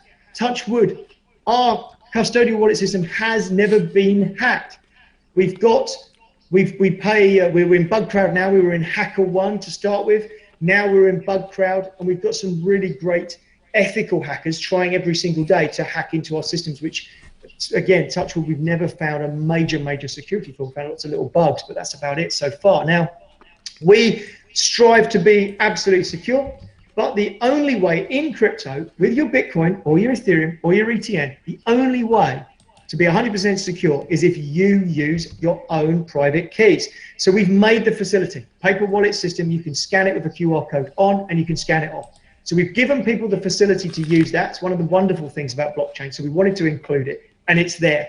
However, earlier I went into one a little bit about how you could check the balance of that if you wanted to by going to a command line wallet and having a look. You could just as easily use Andre's GUI wallet if you wanted to do so. But the reason I don't make a big deal of the GUI wallet is because people get very confused already. We've got so much going on. They're in a new arena. They're in crypto. They don't really understand it. As far as they're concerned, the Electroneum wallet is the Electroneum app. So as soon as I start going into GUI wallets and supporting them and making a big deal of it, it confuses the heck out of our users. So I don't talk about wallets, full stop. I only answered because I happen to be answering a very specific question. But generally speaking, you should know what's in your offline wallet, and you should trust the fact that if you put it there, it doesn't matter whether it's today or in 6 months or in 2 years or in 10 years, however many ETN you send to that wallet, if you know that the private key has not been compromised, it will still be there. And that is a mathematical certainty. Okay, let's have a look here. Blah, blah, blah, blah. Right. A wonderful project. What's the plan for adoption in Africa? I think probably everybody probably knows what we're doing there. Maybe we've got utility top up in a number of countries. We've got airtime top up all over the place. We are just reinvigorating South Africa. Just was on to the CEO of the Unlimited literally this week, and we're pushing ahead with some stuff in South Africa as well. So we've got lots going on in Africa. I mean, it's a big country, a big continent with lots of countries, and so that's a fairly broad thing. But we've got we've got hotspots: South Africa hotspot, Nigeria, Uganda. They're probably our main hotspots at the moment, and you're going to see with utility top up coming, you're going to see some other hotspots popping up as well, and you're going to see ambassador programs and things like that. Right, let's have a look. Has there been any renewed interest in ETN for cross-border remittance from any licensed money transfer agents or operations? I don't think I should answer that question. As soon as we start to get into money transfer agents and remittance, we get into such a world of legal nightmare. I'd love to answer it, but I don't think I can. What's the position of ETN in the crypto market in 2 years from now? Well, far more actual real world use. Again, the question probably means, what price is ETN going to be in 2 years? And I'm not going to and won't be drawn into talking about price. People can draw their own conclusion from that. It's not up to me to talk about or influence anybody in price. I'm not trying to make people buy ETN. I'm not trying to make people sell ETN. I'm trying to make the most perfect vehicle for crypto to actually be used. And we have achieved that to a greater or lesser degree by being one of the top 5 cryptos by real world users. So where are we going to be in 2 years? Well, right up there in the absolute upper echelons of cryptos that have got real world use. Absolutely. I'm very, very, very confident. More confident now than I ever have been. Of course, we're going to be in a very good place. Right, let's have a look here. Do you plan on partnering with companies in the Philippines? Well, Philippines, again, really interesting place for us. In fact, again, I'm not going to give you exact details because I do have a tendency to wear my heart on my sleeve. But Southeast Asia, we've got lots going on. So you're going to see that. What is your plan for India? I mean, I love, we've got so many Indian users. The Indian people are so passionate and so friendly, and just, they're an amazing community. I absolutely love our Indian users. And now India has been a bit more relaxed on crypto. We have DCX exchange, I think it's called. I hope that it's called DCX. But there's an exchange in India that I know that we are integrating with at the moment. And you will definitely see us pushing out in India. You can already do airtime top up in India, and we will be looking at utilities and everything else. India is such a massive market, and Bangladesh. So yeah, it's going to be, again, really exciting opportunities in India for ETN. Let's have a look. I'm going to get rid of that question. Can't answer that. Well, okay. So Richard talks about automatic accounting for vendors, making taxation easier. Any plans about that? That's been live for absolutely forever. More than 18 months, 2 years probably. That's been live for. So if you, certainly in England, accounting rules differ, and please don't take this as accounting or taxation advice. But when you make a cryptocurrency, when someone pays you in England in a limited company with cryptocurrency, you have to account for it at the time of the transaction, or maybe it's at the time of the invoice date. I don't know, my accountant would have to tell you. But what you have to do is you have to have a record of exactly what it was worth at that point against the market. And that's the critical part of this. So if you've got transactions taking place, say for instance in an e-commerce store, and all you did was accept, let's use, it doesn't matter if it's Bitcoin, it doesn't matter if it's Electroneum, but so you sell 100 things over the month, and at the end of the month you say, oh, I've got 1,000 coin market cap, and you have to go in there and you have to try and figure out what the price was at the time. And if the tax man wanted to be really pernickety, he could, and you'd get away with saying it was the closing price or the opening price, whatever you want to do at the moment, because it's not absolutely hard and fast rules as long as you said, this is what I'm doing, and you kept it the same. But actually what our system does is it stores the exact value at the exact point of exchange in your local fiat currency and stores it in the vendor system. So we've got this vendor API system. It's open to everybody. You just go in and say, I want to be a vendor. You go to my.electroneum.com, say I want to be a vendor. In you put your data of your store and what your store name is, etc.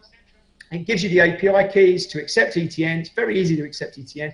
You could install the WooCommerce plugin or the Magento plugin or the Joomla or Shopify or whatever. You can install those plugins and get accepting ETN. But at the end of the month, rather than you sitting there going, I've got $1,000 worth, you hit the export button and you have a CSV file that says, yeah, here's your $1,000 worth, and here is all of the fiat that came in at that exact time in terms of value, and that gives you all of your tax information that you need to run your accounts perfectly. It's been live for absolutely ages, so that's not something that's coming, it's something that came 18 months ago. And this is what I mean about firsts. No one had ever done that. And you know why no one had ever done it? No one had ever done it because nobody's got real world users. They're tiny amounts, and as soon as we got into this, as soon as we started having real world users with thousands, you've seen 120,000 top-ups now. So there's 120,000 transactions that need to be reported to the tax man. I know that a lot of crypto sits up here out of the way of the tax man's gaze, but let me tell you, that's not going to last forever. Eventually, this will be encompassed. So we already knew that. So the companies that we're dealing with that are straight, legitimate companies that want to embrace working in a completely legal and straight way need to have this tax information. So again, it was a world first at the time. Exactly, he's right on target. Okay. That's exactly true. Next question. Right,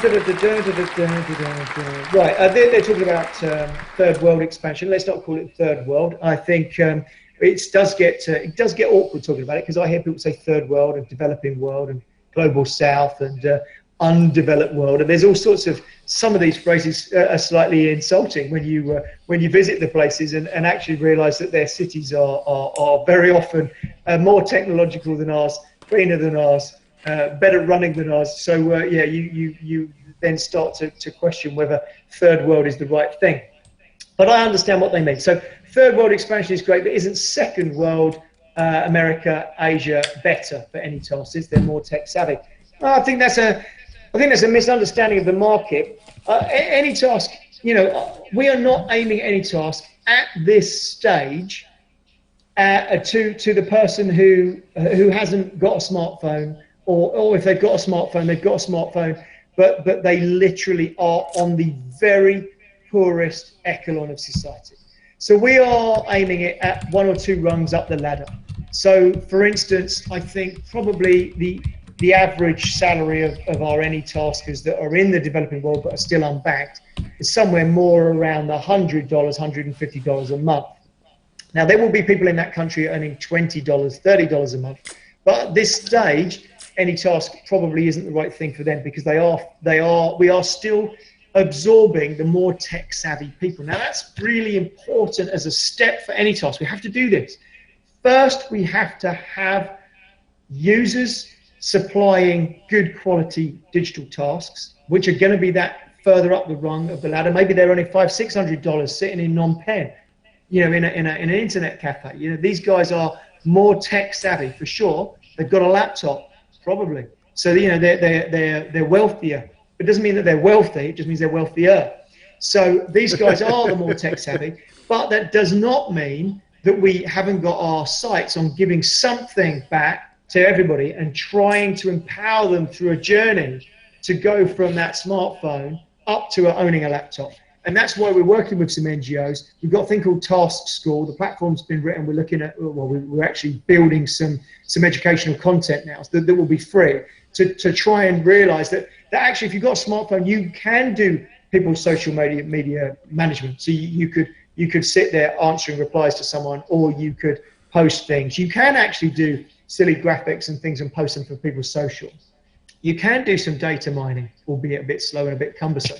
There are things you can do. Certainly you can do stop frame animations, and you can do your own art and take a photograph of it. You can do things, you can do messaging for people, happy birthday, and sing songs. You can do silly things, you can do fun things, you can do artistic things. There's stuff you can do just on a smartphone. So we will be trying to work down to that level as well. But initially, yeah, more tech savvy. So look, the whole world is open to AnyTask. We've got people in the UK that have listed things on AnyTask. It's open to the world. It's not just the developing world or the global south. It's just that's the market that we see as our massive adoption market for ETN. Because if somebody in London can afford to live in London and list a task on AnyTask, which I know there are a few that have done it, chances are they sit in that pocket of people that we would call crypto enthusiasts. They're doing it because they want to actually earn some Electroneum and want to be part of something. And I, again, applaud them for it. Thank you very much for being involved. I'm certainly not having a go at you. Love the fact you're involved.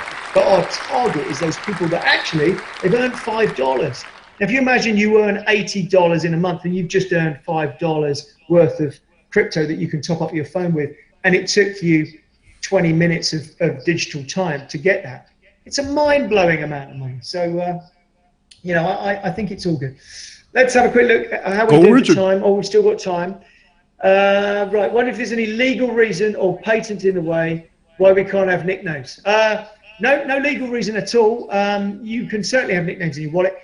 We don't have the facility just yet, but what we are doing is we are coding a way to have to name who you're paying, because at the moment you have to keep scanning a QR code or whatever. So we're going to have a system of naming wallets in your phone so that you can repeat pay people and store that. That's being developed right now. I think there was some talk of being able to move ETN around using just phone numbers, but I think we came across a bit of a cropper with phone numbers get changed around so much in outside of the contract market. That I think we stopped that. Right, let's have a quick look. What else do you have? What other ideas do you have? Oh, crikey, well, don't even get me started. Right, let's keep going. Hold on. Task School, how's the content going to be consumed on the platform? I imagine the target audience don't have tons of data. Right? Fair comment. When we have a good relationship with the MNO, we can probably at some point in the future, we've not done this yet, but we have talked about it a couple of times, we can probably establish for education, bear in mind it's not live yet so we can't even show it to them, but for education, a lot of MNOs would be up for the discussion at least for providing free data to that site. And we will certainly be trying to negotiate that, because if we could bring somebody's level of education up, and of course, because the two systems are linked, if they complete a task, or sorry, complete a task school course, and are able to answer the questions at the end, showing that they absorbed it and understood it, then there's nothing to stop us throwing a badge through into AnyTask to say that they've completed the X, and you know, so we can sort of cross-pollinate those two systems. Right, okay, there you go. I'm not going to answer that one about total supply. We've already done it. Any words about the Cryptopia hack to holders? I mean, I had ETN in Cryptopia myself. I'd bought ETN. I've never, ever sold any ETN. I have, however, bought ETN. I bought a fairly substantial amount and didn't follow my own advice. I kept it at Cryptopia. It's still there in the hack with everybody else's. It hasn't been stolen. Geez. Grant Thornton's are trying to work it out. We're going to have. I think we're having a call with them next week at some point to try and at least help them establish a baseline for how they're going to reach out to our users. But they need to KYC people. Then they're going to have to figure it out. Lord knows it is one hell of a mess. If I'm honest, that Cryptopia thing. I don't have any more information for you. I wish I did. Like I say, I'm in the boat with you. Our COO, or same, he bought Electroneum as well, and a number of other people, and the community big time. So, look, unfortunately, I don't have an update. Wish I did. As soon as we do, though, we'll pass it on through our social channels, of course. Can I ask you about the block reward halving? Is this a discrete event or is it mathematically defined? Well, our block reward is mathematically defined right now, and it is very visible. Now, it's not like Bitcoin. Bitcoin halves every 4 years, so it's a very simplistic algorithm.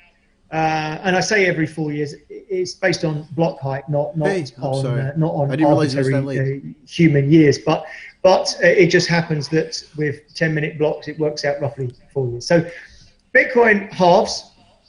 What we do is, in fact, every single block. Once again, this is code from Monero again. So again, my doffing of the cap to the Monero team for this. But the block reward, in fact, this is a kryptonite thing that Monero adopted in the first place. But the block reward is slowly reduced every single block. So each block is a tiny mathematically bit lower block reward than the block before, and it's based on a decay curve.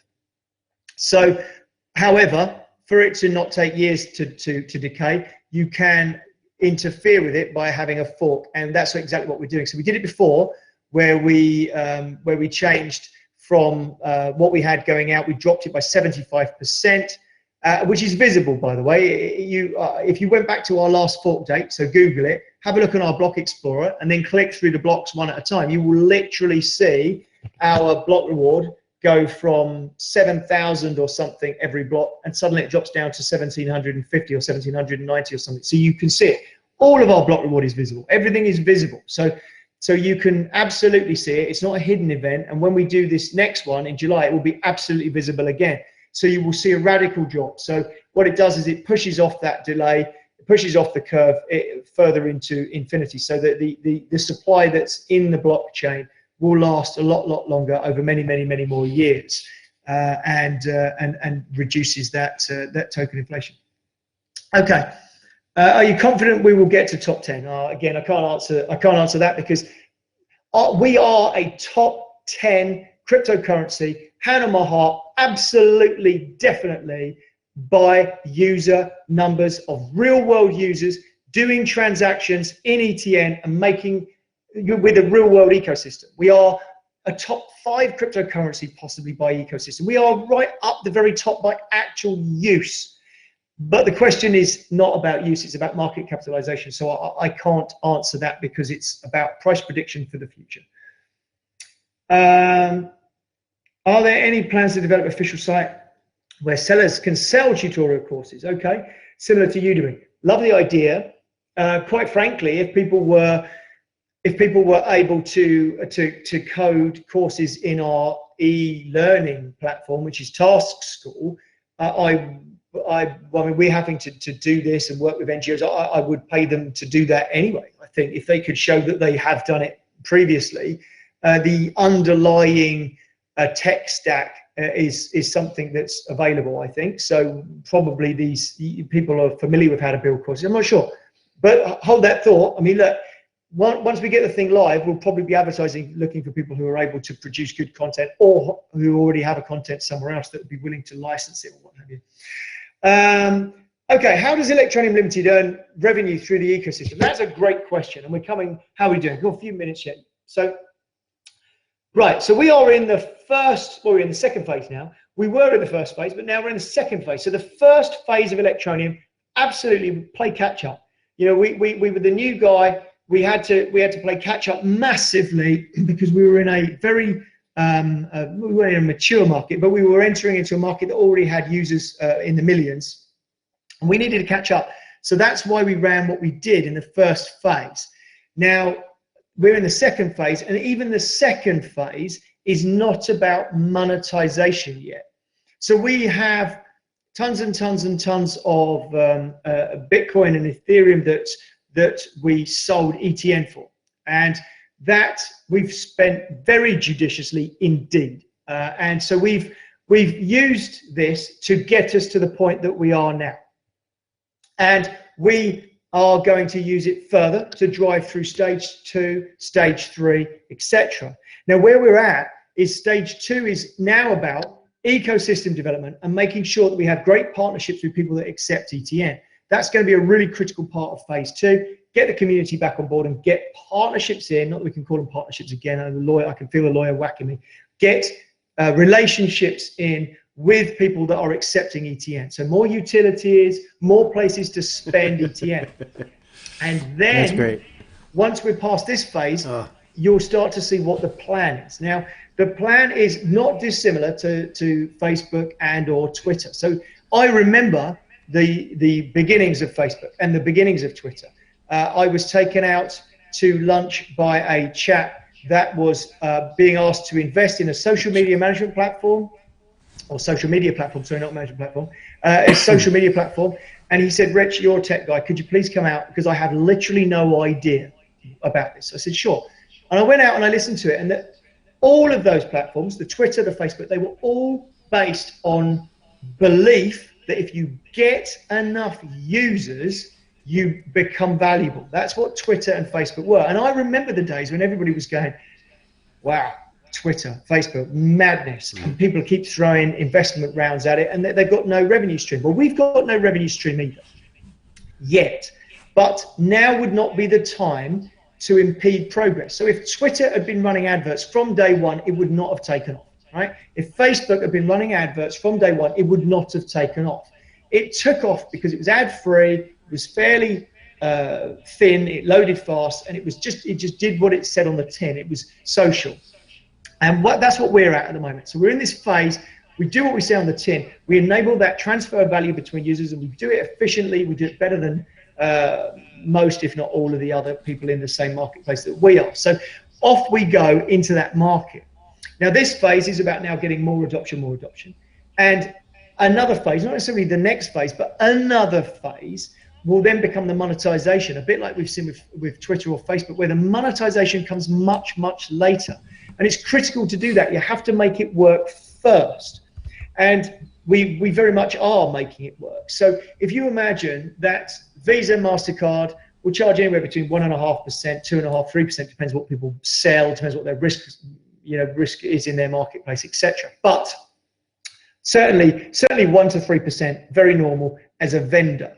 Now we're seeing 120,000 transactions that we could have monetized. Now we have not monetized them ourselves. In fact, there is some monetization in there, in fact, for the OTC desk, because the OTC desk is taking on the risk of the ETN exchange. However, from our perspective, we are not monetizing those, or we are monetizing them, but in very, very, very tiny amounts, I should say. So it's a very tiny amount because we want it to be easily seen that we can make that number grow when we want. So it is a tangible amount, but it's a cent on a transaction or something, not what it could be, which is it could be 30 cents or whatever it could be. You get the idea that the number can just be increased very, very easily. So the monetization will come later. At the moment, it's user acquisition, ecosystem development, and encompassing a whole working model of crypto that provides a benefit. Again, my answers go on for too long, don't they? It was a very simple question. How does it earn anything? It earns it through, I guess, a small fee through anybody that's topping up and or buying something from a vendor. That's the answer. Pretty should have just said that. How many phases will there be, and how long do you expect them to last? ANON2020. Well, that's like any business. I guess if you'd have asked, I'm trying to think of a business that's really, really old. You go and ask a business that's 100 years old, how many phases of business have you had? They're going to have more phases than a business that's 3 years old. We don't know how many phases of business we'll have. We will be around. We're going to be one of the things that has longevity, I have no doubt. So each phase will come as it is required. And we don't have a timeline for the future, just like we didn't have a timeline for when we're going to go into phase 2. We knew that we would have to move to phase 2, but I could not, whilst I was sitting there in my study, saying, do you know what? Me and the guys can do this. We can write a blockchain and make something. We can make this work on a mobile app. At that point, I wasn't thinking, right, phase 2 is going to be in 3 years. That just wasn't there. We had to develop it. We had to see what it does. And then as we started seeing the top-ups and we said 100,000 top-ups, my God, you know what? It's time for us to move into that second phase. So it's going to develop over time. Are you nervous about the other crypto projects trying to do the same thing? No, absolutely not. You find me another project. I see thousands of contenders that pretend to be Electroneum, but I'm not in any way, shape or form worried about a bit of competition. Number one, competition is healthy. But number two is I haven't actually seen anybody that genuinely has real users. I see a lot of people who've got fake users. And I know a lot of people out there have sort of thought that we've got fake users. That's starting now for people are starting to realize that that is not the case. We have somebody who's come into our office and looked at our statistics. They have looked at the way we do our business. They've looked at us in depth.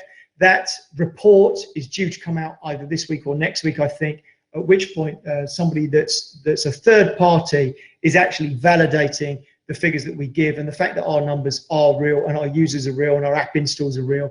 You know, we have real users, and I think the trouble is with the crypto space is it's so full of projects that are outright lies and just fibs that that people kind of think it's all over the place. But yeah, no, not worried about other projects. Without rewards, how will you help the poor? Well, I think any task is the obvious answer to that. They've got to learn a new skill and trade it. Nobody really thinks that the answer for the world's poor is to just give them money. You know, you can't have whole swathes of the earth that literally do nothing but sit there waiting for money. That's not right, and that's not what they want anyway. They all want to work. They all want to work. And you see people that get up super early. It's still dark. They get up. They wait at the street corner. Massive amount of them. A truck will come past from a construction site. As many can pile in as they can get in, almost fighting to get on.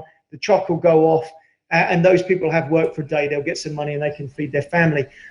They want to work, and if we can digitally empower them through any task and through Task School, then we're giving them something else to supplement that. So that's the idea. Sustainability is critical to the project. So it comes back to that being able to earn money as well. Electroneum Limited has to earn a revenue stream at some point because this whole thing has to be sustainable. You know, this isn't a charity. It's never been a charity. It's always been about building a sustainable business that earns revenue and is worth something and has the ability to make the world a better place. But at the same time, the problem is with pure charity, and don't get me wrong, pure charity is absolutely critical and really important. And there are instances where it's absolutely needed, of course. But also, people can become reliant. Let's look at the block reward, sorry, not the block reward, the cloud mining. Don't get too reliant on a handout. Much better that you work your way out. And everybody would agree. If you can, it's the classic analogy of give the man a fish and he'll eat for a day. Give the man a fish and we'll teach him how to fish and he'll eat for a lifetime. That's the critical part of what we're doing. We're creating an ecosystem that makes the world a better place, but it's also all about being commercial as well. We are a commercial business. Right, are you planning to advertise on YouTube and major websites? Major websites, yes. YouTube, I'm not so sure. Maybe I know that we've got an agency looking at Google, YouTube, etc. So probably is the answer. Indian exchange listing, I think I already gave away earlier. DCX, I think, is coming. Crucial for ETN everywhere to ETN's roadmap. ETN everywhere.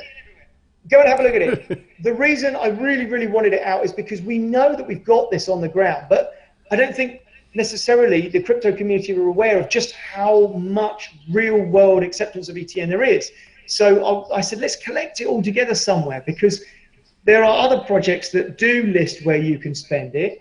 And by doing that, people go, this is a little bit more than I thought. We reached out to the people that we know in, Uganda. There's a lot, over 1,000. And said, how many shops do you know? I know that there's quite a few shops starting to accept it. And as I started going around and writing down the people that accept it and sending it through and sending us photos from the shops and sending us information about where they are, where they're physically located, so we can put pins in the map.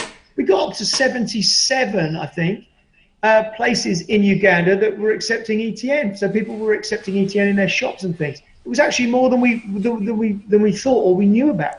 So we're trying to collate this all in one place because it does two things. One, it shows the world what's happening. It keeps us, it has us for a focal point of what it is that we're delivering, and we can help send people to those businesses through it. And it also encourages more businesses to join, because nobody wants to join an empty party. You walk into a party and it's empty. You're like, oh, I wish I wasn't here yet. And that's exactly right. So much better. You walk in, the place is pumping. And that's what we are now. We're a cryptocurrency. We've got a pumping community. Boom, boom, boom. Boy, I really shouldn't be involved in the dance movement. Okay. How crucial is ETN? That's what I've already done.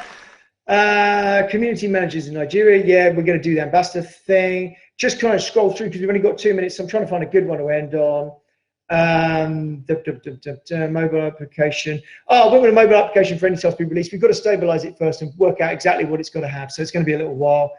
ETM through ATMs, lots of legal wranglings for that, not sure. Interested in linking ETM to commodities like gold or platinum. Since you start trying to do that, the legal ramifications are absolutely enormous, trying to link to gold, silver, or platinum, or what have you. I think certainly for the foreseeable future, we will need to be at the behest of market forces, and we'll see what the stable coin movement does and how it gets on. Guys, I think we are probably coming to an end. So I'm being poked with a stick to say I've got a call, but not until 15:15, so I have got a few more minutes. But ultimately, I hope that you've got something out of me answering these questions. Certainly, we are, completely transparent. I've never got any problems with answering any questions. Sometimes I answer them with a little bit too much information, and I get whacked with a stick by the team for giving away stuff. We are constantly working to make Electroneum a huge success, and I'm very proud of what we've done. We really have made this a top crypto by real world use, and I think that this summit is a showcase of just how much we've managed to achieve in actually a very short space of time, 25, 30 months, whatever it is. So thanks for being here and watching. So have a wonderful day. I'm going to be on doing the thing about token economics tomorrow at something. You can just say it. You don't need to write it. Any ideas what time it is? 4:45 CEST tomorrow. And I've got a panel. I've got a panel today that I am on in. Oh, it's 4 o'clock today UK time. So that's 5 o'clock CEST. So I'm on that panel with some other guys. So I'll see you all online again later, perhaps. But thanks for your time. Thanks for sticking around and listening to me witter on. I do very much appreciate it. Have a great day, everyone. Bye-bye. Thanks, Richard. Yeah, that was great. That was great.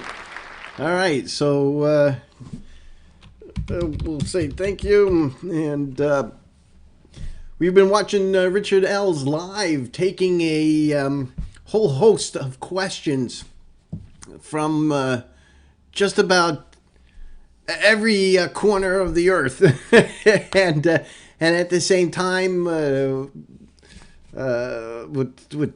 with some tough questions, some forward-looking questions. We've learned a lot of new information, and I'm going to have to gather these things, put them together into some notes, so that we can review and kind of truncate the questions and the answers, so that we can bring out the information of what we learned that's new, and what we learned that's going to be happening. Things like the ETN credit card, and that there's just so many things to go over and to review. So this was exciting. Again, this was Richard Ells live at the 2020 Summit, doing a question and answer. He did do a presentation this morning. He'll be doing some additional sessions throughout the day, and tomorrow he has the phase 2 review, where he'll talk about what's going to happen in phase 2. So you've been watching Digitspin Crypto. I appreciate everybody. Thanks for the super chats. And I thank everybody for hanging out and watching Richard Ells live. Electroneum at the ANON 2020 convention. Take care.